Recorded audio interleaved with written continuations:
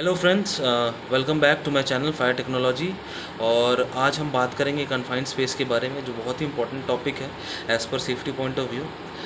तो जनरली मैं आपको बता दूं कि हर साल कन्फाइंड स्पेसेस में बहुत ज़्यादा फैटल एक्सीडेंट्स होते हैं। इनफैक्ट 60% जो फैटल एक्सीडेंट्स होते हैं वो रेस्क्यूअर के ही होते हैं। जो रेस्क्यू करने जाते हैं कन्फाइंड स्पेस में, जो वर्कर्स फंस गए उनका ही डेथ हो जाता है, क्योंकि उनको मालूम नहीं रहता है कि वहाँ पे क्या हैज़ार्ड्स है और क्या सेफ्टी मेजर्स है, और उनको जो कन्फाइंड स्पेस में फंसे हुए लोग हैं उनको कैसे रेस्क्यू करना है। तो आज हम इसी टॉपिक के बारे में बात करेंगे, कन्फाइंड स्पेस, उसमें हैज़ार्ड्स क्या हैं और उसके सेफ्टी मेजर्स क्या हैं। तो बेसिकली कन्फाइंड स्पेस का डेफिनेशन कुछ ऐसा है that it is an enclose space, और you can say partially enclose space that are not intended for human occupancy, which have restricted entry and exit facility, which have less ventilation or have less illumination. Examples हो गए utility vaults हो गया, watts हो गए, पिट्स हो गए, sewage हो गए, पाइप्स हो गए, आईओसो टैंक्स हो गए, मैनहोल्स हो गए। तो ऐसा बहुत सारा एग्जांपल है कन्फाइंड स्पेस का, और लगभग हर इंडस्ट्री में कन्फाइंड स्पेस में आपको काम करना पड़ सकता है। लगभग हर इंडस्ट्री में कन्फाइंड स्पेस में आप काम करते हो। तो बेसिकली बहुत जगह क्या होता है, बहुत सारे इंडस्ट्रीज़ में क्या होते हैं कि कन्फाइंड स्पेस में काम करने के लिए कोई भी प्रिकॉशंस नहीं लिए जाते हैं। लगता है 5 मिनट का काम है, 10 मिनट का काम है, बिना कोई प्रिकॉशन लिए हम लोग काम करके वापस ऊपर आ सकते हैं, नीचे नीचे काम करके कन्फाइंड स्पेस में काम करके ऊपर आ सकते हैं। बट कभी कभी ये जो हमारा कैजुअल अप्रोच है, इसके कारण बहुत मेजर या फिर बहुत फैटल एक्सीडेंट्स भी हो सकते हैं। तो हमें इंश्योर करना है कि ये एज ए सेफ्टी ऑफिसर ऐसे एक्सीडेंट्स कभी भी ना हो। हमें अपनी ड्यूटीज़ को बहुत ही रिस्पॉन्सिबिलिटी से निभाना है। मैं शब्द नहीं गैदर कर पा रहा था कि क्या क्या मैं बोलूँ। मैं safety, as a safety officer मुझे पता है कि क्या इंपॉर्टेंस है कन्फाइंड स्पेस में काम करने का। तो इसलिए मैं आपसे ये आपके साथ ये वीडियो शेयर कर रहा हूँ। मैं चाहूँगा कि ये वीडियो को ज़्यादा से ज़्यादा आप सेफ्टी ऑफिसर्स, अपने जानने वाले, अपने दोस्त, अपने कलीग्स के साथ शेयर करें। और जिन्होंने मेरे चैनल को सब्सक्राइब नहीं किया है, मैं प्लीज़ उनसे रिक्वेस्ट करूँगा मेरे चैनल को सब्सक्राइब करें और ज़्यादा से ज़्यादा लाइक करें, ताकि मैं ऐसे और इन्फॉर्मेटिव वीडियोज़ बना सकूँ। तो फिर वापस से बात करते हैं कन्फाइंड स्पेस के बारे में। कन्फाइंड स्पेस तो हम समझ गए क्या होता है, एग्जांपल्स भी जान गए कि कन्फाइंड स्पेस का क्या होता है। बट इसमें हैज़ार्ड्स क्या होते हैं ये जानना सबसे ज़्यादा इम्पॉर्टेंट है कि हैज़ार्ड्स क्या है इसमें। कन्फाइंड स्पेस में हमें क्या हैज़ार्ड्स मिल सकता है, हम क्यों इतना इम्पोर्टेंस देते हैं। कभी भी कन्फाइंड स्पेस में कोई वर्कर काम करने जाता है तो क्यों इतना इम्पोर्टेंस है कन्फाइंड स्पेस में काम करना। क्योंकि वहाँ पे फैटल एक्सीडेंट होने के चांसेस हो सकते हैं, मेजर एक्सीडेंट्स होने के भी चांसेस हो सकते हैं, स्लिप ट्रिप फॉल्स होने के चांसेस होते हैं। बहुत सारे हैज़ार्ड्स हैं, मैं आपको डिस्क्राइब करूँगा क्या क्या हैज़ार्ड्स हो सकते हैं वहाँ पे। Number 1, poor air quality. वहाँ पे हो सकता है, जिस कन्फाइंड स्पेस में आप जा रहे हो वहाँ पे टॉक्सिक इन्वायरमेंट हो, जहरीली गैसेस हो, ऑक्सीजन की डेफिशिएंसी हो, ऐसा इन्वायरमेंट हो सकता है। दूसरा, वहाँ पे कुछ बायोलॉजिकल हैज़ार्ड्स हो सकते हैं। बहुत सारे बैक्टीरियाज, जर्म्स, वायरसेस, स्नेक्स भी हो सकते हैं जहाँ पे आप जा रहे हो काम करने के लिए। कुछ मैकेनिकल हैज़ार्ड्स भी हो सकते हैं। हो सकता है आप कहीं पे काम कर रहे हो कन्फाइंड स्पेस में, इलेक्ट्रिक्यूशन का भी चांसेस हो सकता है। कन्फाइंड स्पेस में बहुत सारी नंगी तारें जा सकती हैं, आपको इलेक्ट्रिक्यूशन हो सकता है। और और भी बहुत सारे हैज़ार्ड्स हैं। फ्लेमेबल इन्वायरमेंट हो सकती है कन्फाइंड स्पेस में। आप अंदर काम करने जा रहे हो सकता है कन्फाइंड स्पेस में आप वेल्डिंग का काम करने जा रहे हो, कोई भी किसी तरह का भी हॉट वर्क आप करने जा रहे हो, और आपका इन्वायरमेंट कन्फाइंड स्पेस का बहुत ही ज़्यादा फ्लेमेबल हो, तो वहाँ पे आग लगना और एक्सप्लोजन होने का चांसेस हो सकता है। तो ऐसे कुछ हैज़ार्ड्स हैं जिसको हम लोग कभी भी इग्नोर नहीं कर सकते। और मैंने आपको पहले भी बताया था कि जो एक्सीडेंट्स या को मिनिमाइज़ करने का जो हायरार्की है वो कुछ ऐसा होता है। सबसे पहला होता है एलिमिनेशन। अगर उस हज़ार्ड को हम एलिमिनेट कर सकते हैं तो सबसे ज़्यादा अच्छा है। उसके बाद आता है सब्स्टिट्यूशन, नेक्स्ट आता है इंजीनियरिंग कंट्रोल, उसके बाद आता है एडमिनिस्ट्रेटिव कंट्रोल, उसके बाद आता है आपका पीपीई।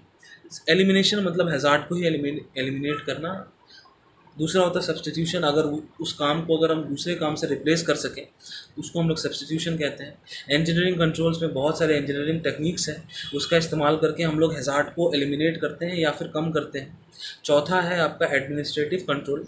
एडमिनिस्ट्रेटिव कंट्रोल बहुत ही इंपॉर्टेंट एक फैक्टर है, क्योंकि एडमिनिस्ट्रेटिव कंट्रोल्स में आपका फॉर एग्जांपल ट्रेनिंग्स आ जाएगा, एडुकेशन आएगा कि आप अपने एम्प्लॉयज़ को कैसे मोटिवेट कर रहे हो किसी भी पर्टिकुलर एक काम के लिए, किसी भी हज़ार्डस काम के लिए आप उसको कैसे ट्रेन करते हो, वो बहुत इंपॉर्टेंट फैक्टर है। और लास्ट फैक्टर है यूज़ ऑफ पीपी। किसी भी हज़ार्डस इन्वायरमेंट में जाने के लिए हमें पीपी का इस्तेमाल करना बहुत ही ज़रूरी है। पीपी के बारे में अगर आपको कुछ जानना है तो मेरी आप प्रीवियस वीडियो पे आप जा कर के पीपी के ऊपर जो है पर्सनल प्रोटेक्टिव इक्विपमेंट, आप पिछले वीडियो पे जा कर के आप उसको देख सकते हो। तो मैं सबसे पहले पुअर क्वालिटी एयर क्वालिटी से स्टार्ट करता हूँ। अपना पहला जो हज़ार्ड है कन्फाइंड स्पेस में होता है पुअर एयर क्वालिटी।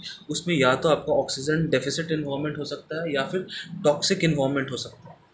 तो इसका टेस्टिंग हम कैसे करेंगे? तो कन्फाइंड स्पेस में जाने से पहले सबसे पहला हमारा काम होता है permit to work permit system को इंश्योर करना कि हमारे पास परमिट सिस्टम हो। वर्क परमिट सिस्टम क्या होता है इसका मैं डिटेल एक नेक्स्ट वीडियो में अपनी मैं बनाऊंगा कि परमिट सिस्टम को कैसे बनाते हैं, कैसे परमिट सिस्टम दिया जाता है। बट हमें सबसे पहले ये इंश्योर करना है कन्फाइंड स्पेस में जाने के लिए कि परमिट सिस्टम हमारे पास होनी चाहिए। परमिट सिस्टम पहला स्टेप हो गया। दूसरा स्टेप, जो भी कन्फाइंड स्पेस में जाता है उसके लिए एक rescue kit, first aid kit की व्यवस्था हो वो कन्फाइंड स्पेस के आसपास। उसके सुपरवाइज़र उनके साथ हमेशा रहे, कन्फाइंड स्पेस अटेंडेंट हमेशा कन्फाइंड स्पेस में जो वर्कर काम करने जा रहा है उनके साथ एक कन्फाइंड स्पेस अटेंडेंट हमेशा रहे, उनको छोड़ के कहीं ना जाए। तीसरा, आपको एयर क्वालिटी का मेज़रमेंट लेना है, पैरामीटर्स चेक करना है कि वहाँ पे ऑक्सीजन का लेवल उस कन्फाइंड स्पेस में जब हम जा रहे हैं, बहुत सारे ऐसे डिवाइसेस हैं जो जैसे मल्टी गैस डिटेक्टर्स हो गए जो हमें ऑक्सीजन की एयर की क्वालिटी के बारे में बताता है कि वहाँ कितना ऑक्सीजन है उस लेवल पे, एकदम डीपेस्ट लेवल पे कितना ऑक्सीजन है। तो हमें इंश्योर करना है कि जो हमारा ऑक्सीजन लेवल हो वो मिनिमम 19.5 टू 23.5 हो, इससे ना ज़्यादा इससे ना कम। कहीं कहीं कुछ जुरिस्डिक्शन में ये पैरामीटर्स वैरी करते हैं, मोर और लेस वैरी करते हैं, बट ज़्यादा वैरी नहीं करेगा। आप 23.5 से 19.5 का एक फिगर जो है ऑक्सीजन के परसेंट का, आप ये समझो एक सेफ़ लेवल है, एक सेफ़ रेंज है। तो इंश्योर करें ये ऑक्सीजन का जो लेवल है ये 19.5 से लेकर के 23.5 तक रहे, ना ज़्यादा ना कम। कम रहने से आपको सांस लेने में तकलीफ़ हो सकती है, और ज़्यादा रहने से भी एक छोटे से एरिया में अगर आप जाते हो बहुत ज़्यादा ऑक्सीजन रहता है, आपका लंग्स उतना प्रेशर नहीं ले पाता, इतना प्रेशर हो जाता है ऑक्सीजन का। तो इंश्योर करें ये हमारा जो लेवल है ये लेवल ही मेंटेन हो ऑक्सीजन का। दूसरा टेस्टिंग करते हैं हम लोग फ्लेमेबिलिटी रेंज का, कि जो भी कन्फाइंड स्पेस में गैसेस मौजूद हैं उसका फ्लेमेबिलिटी रेंज क्या है, वो फ्लेमेबल है या फिर नहीं है। अगर वो फ्लेमेबल है तो उसका फ्लेमेबिलिटी रेंज को हमको कम करना है। वो मैं कैसे कम करना है वो मैं आपको आगे बताता हूँ कि हम फ्लेमेबिलिटी रेंज को कैसे कम करें।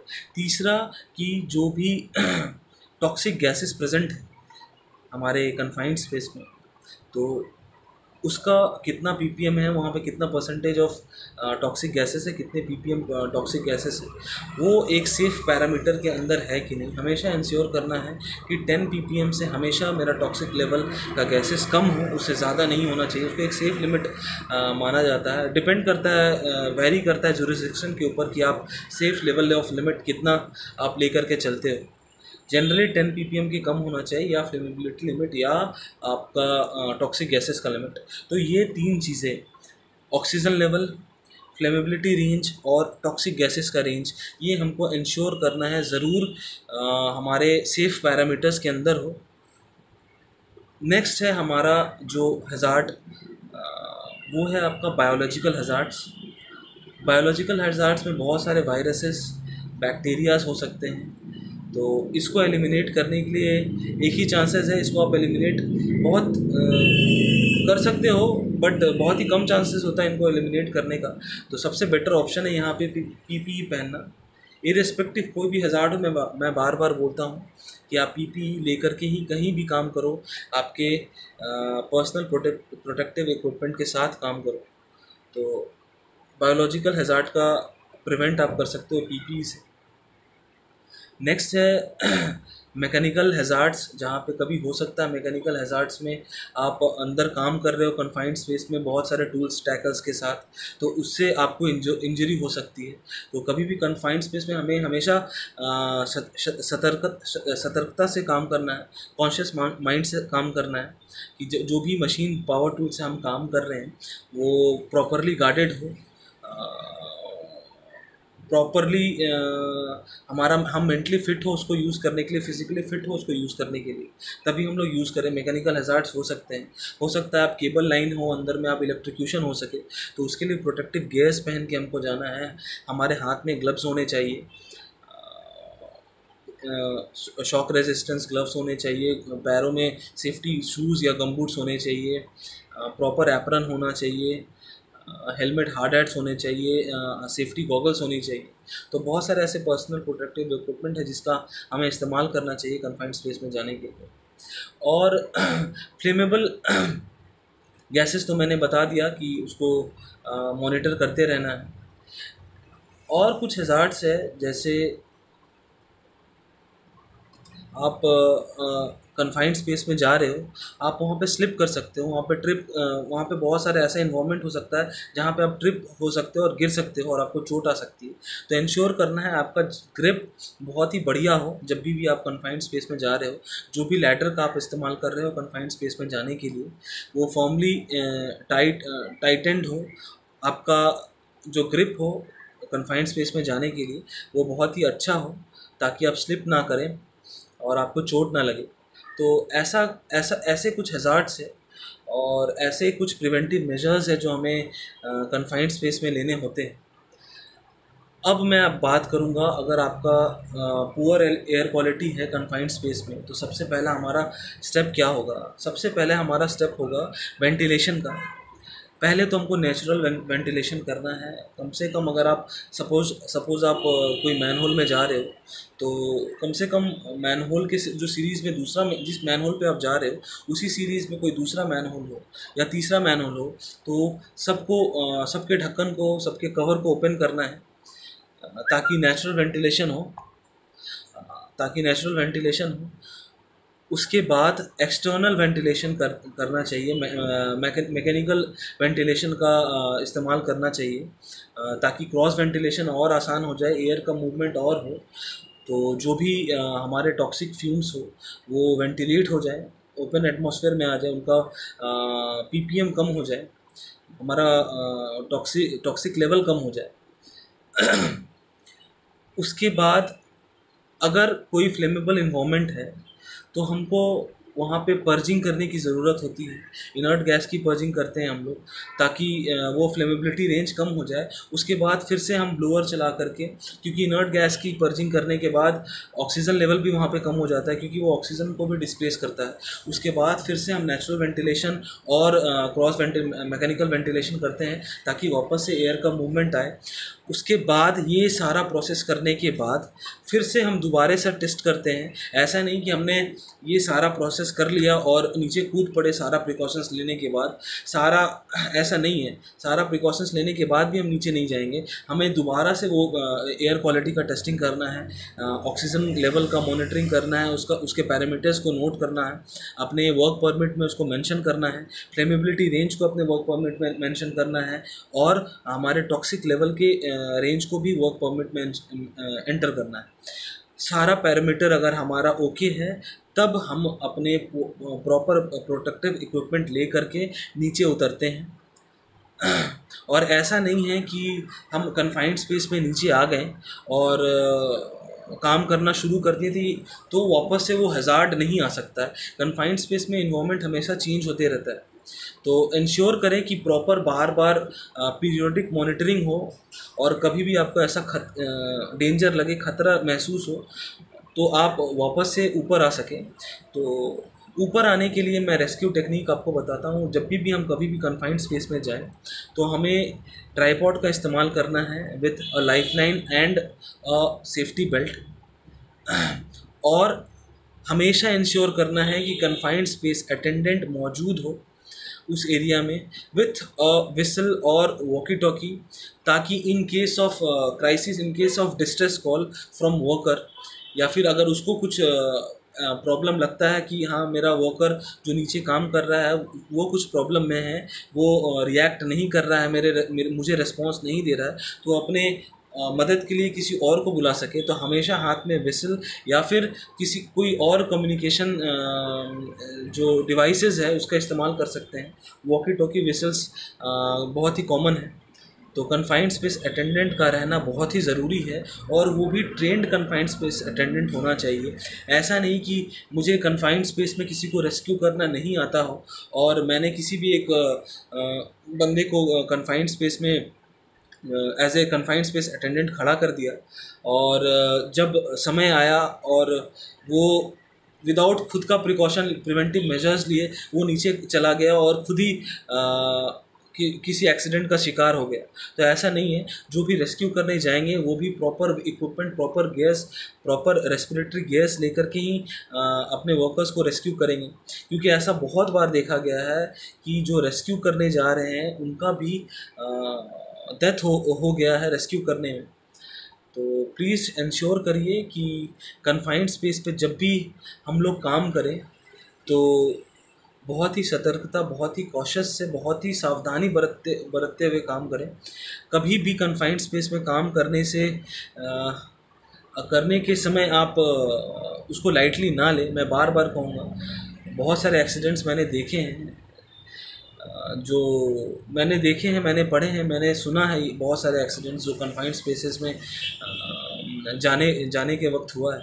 तो मैं आशा करूँगा कि ये वीडियो इस वीडियो से आपको कुछ सीख मिले, और मेरे जितने भी सेफ्टी ऑफिसर्स हैं मैं उनसे अनुरोध करूँगा, आग्रह करूँगा कि अपने वर्क प्लेसेस में अगर कोई भी ऐसा ऑर्गेनाइजेशन है जो रेजिस्ट करता है इन सारे प्रोटोकॉल्स को फॉलो करने का, तो आप उनको एनफोर्स करिए। उनको बहुत सारे स्टैट्यूटरी ऑब्लिगेशंस है, ओशास के रूल्स एंड रेगुलेशंस हैं, तो उनके बारे में समझाइए, उनको एनफोर्स करिए कि सारा प्रोटोकॉल्स फॉलो होना चाहिए, और विदाउट प्रोटोकॉल फॉलो किए कोई भी कन्फाइंड स्पेस में ना जाए और वहाँ पे किसी भी तरह का काम ना करे।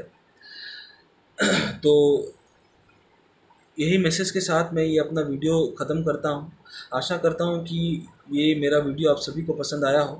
तो अगर आपको मेरी ये वीडियो पसंद आए तो प्लीज़ लाइक करें, प्लीज़ ज़्यादा से ज़्यादा शेयर करें, क्योंकि मैं चाहता हूँ कि ये सारे इन्फॉर्मेशंस, फायर सेफ्टी से रिलेटेड इन्फॉर्मेशन सभी के पास जाए, किसी के दिमाग में कन्फ्यूजन ना हो, और वो कभी भी कोई ऐसी गलती ना कर बैठे कि वो अपने घर वापस दोबारा ना जा सके। प्लीज़ फ्रेंड्स, प्लीज़ ज़्यादा से ज़्यादा शेयर करें मेरे वीडियोस को। Thank you.